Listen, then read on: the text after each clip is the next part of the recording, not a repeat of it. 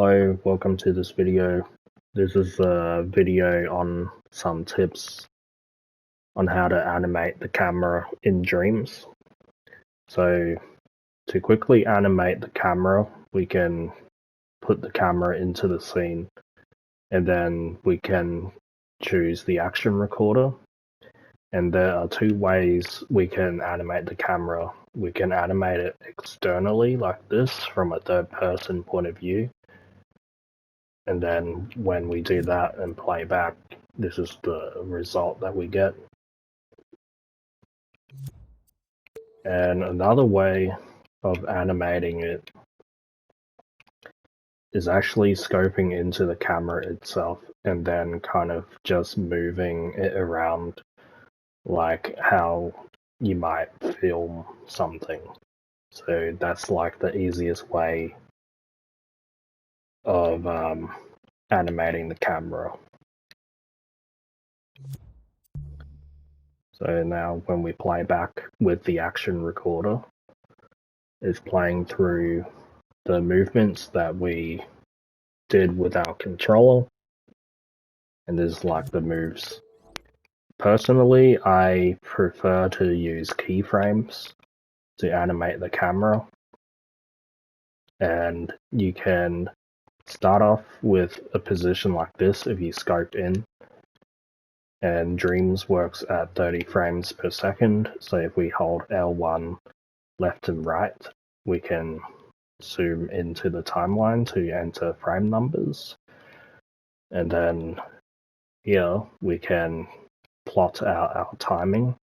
The UI in Dreams is unique in that it floats in space like this, and that's because Dreams has a VR feature, so if you work in VR, these UI elements will be in like a 3D space, but if we're working on a TV, we can also pin it to the screen, which makes it a lot easier, in my opinion, to deal with like the keyframes and stuff.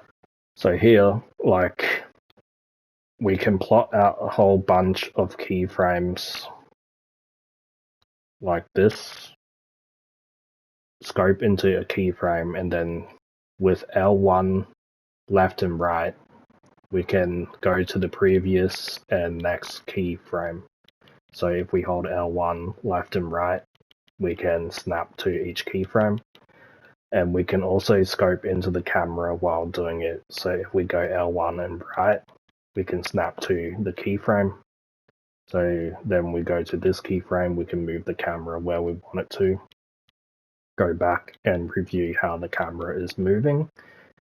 Go to this one, and we can also hold R1 to kind of roll the camera a little bit if we wanted to. And then roll it this way, and then roll it this way. So I'm holding L1, pressing left and right to kind of snap to the next and previous key while inside the camera. And to preview what we have, we can trim the timeline to what we have here by L1 R3 to trim the end. And then for the start, we can L1 L3 to trim the start. And it'll snap to where we highlight the frame. But if we want to manually adjust it, we can pull on the arrow here and it will trim the timeline. So now to preview it, we can kind of preview it in here if we scope into the camera and then press R3. And that gives us a preview in edit mode. But the problem with that is that the timing in edit mode might kind of lag and there's a latency to it. So to really preview it, we have to go into play mode. We can preview what the camera is kind of doing. So that's like basic camera movement and how to keyframe it. But we can make it more dynamic by adding a camera shaker. So if we just drop in a camera shaker, it will just automatically give like a camera shake to it. And we can go into the gadget and adjust like the strength and the speed. So if we want it to go crazy, we can make it go really crazy and it's like an earthquake. And if we make it really slow, it'll be like you're underwater or something. Now the timeline itself, it has speed settings to it, so if you go with a slower playback speed,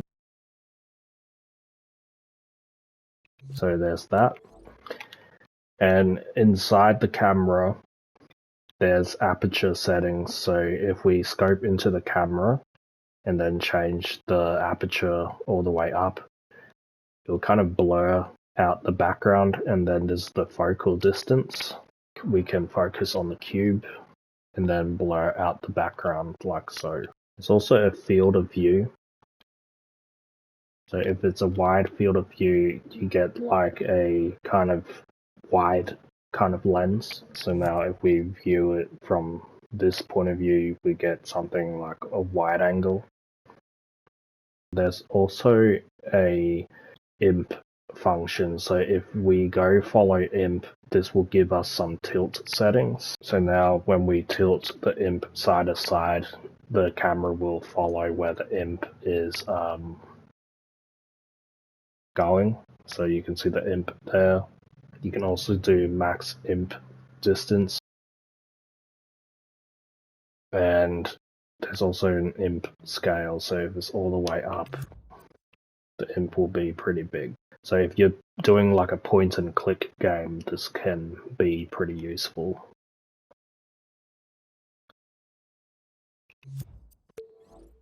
There's hide imp, so if you don't want the imp, you can hide it. And if you are entering, like say, switching from a gameplay to a cutscene and you don't want anybody to press any buttons, you can also disable controller input to disable all of the button mashing that you could do in the cutscene. So there's that.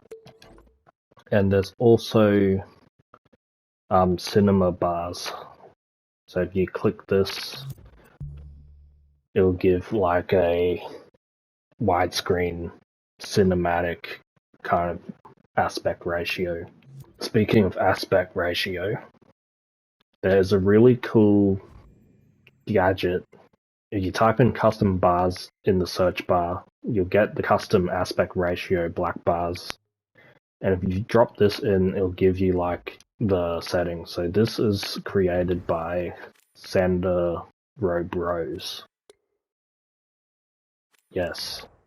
And it's an incredible thing because you can control the aspect ratio much better. Like you can get 4:3, like a phone kind of portrait. So this is a really useful and very easy to use kind of tool. And if you go in, there's like the logic behind it. You can change the color of the bars as well to any color that you want, which is, I'd say, an upgrade from just this button here. So there's the custom bars, and then there's also an old film filter that I absolutely love. And this is actually created by John Beach, I think. The Glitch Boy. And there is aspects from John Beach and double KK91. So if we drop this into the scene, you get like a vintage kind of old film effect. So this is a really cool kind of filter to play around with. And I use it quite a bit. Like there is some tweaking that you can do to the film strip as well. Like these are all of the settings here. And you can also get rid of the grade effects. So it's just like the kind of old film scratches. So this is a really cool filter on top of like what we already have. I've also myself created a camera effect. So if you search ape cam,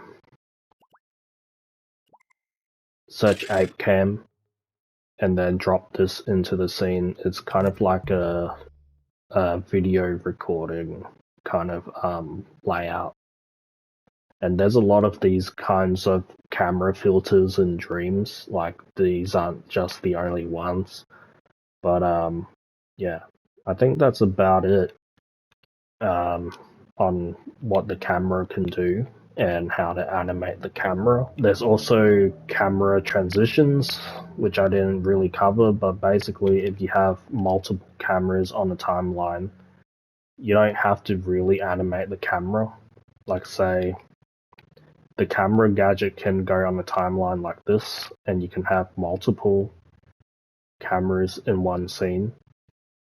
So if you want a camera to be in this position and then another position, you can scope in just like before and just place it around the scene. And the camera transition is basically like if it's a smooth transition with a 1.5 second transition time, it'll take 1.5 seconds to transition between each camera. So this is a smooth transition. And this is using no keyframes, but it's using multiple cameras on the timeline. But if we set all of them to cut, it'll jump to each camera like this. So this is like a cut. And that's just what that is. And there's multiple kinds of transitions we can do. There's a crazy transition, which I don't know what it does, but let's have a look. Yeah. Crazy is just something pretty dynamic that happens, I guess. Pretty cool. In the meantime, I am still working on Ellie, and it is taking longer than I expected because it's a really complex sculpt, and this is basically what I have so far. I've managed to sculpt her arm recently, and I still need to sculpt her other arm and then create all the other stuff. But this also has a camera. This camera has some logic attached to it, so it's split into this. So this is a controller sensor.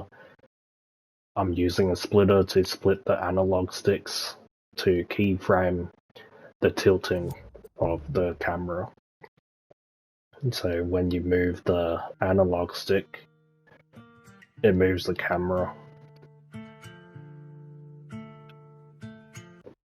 I hope you find this video useful, and I will see you in the next video.